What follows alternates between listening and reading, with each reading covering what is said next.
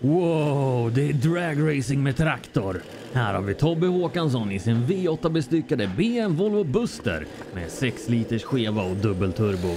Den varvar 7000 varv per minut.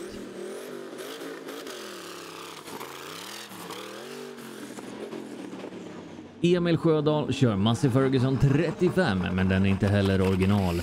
Under huven ligger en Volkswagen Golf-motor.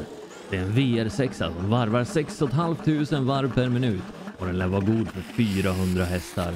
Snabbast vinner och Traktor Drag Racing körs på Målilla Traktor Power Weekend.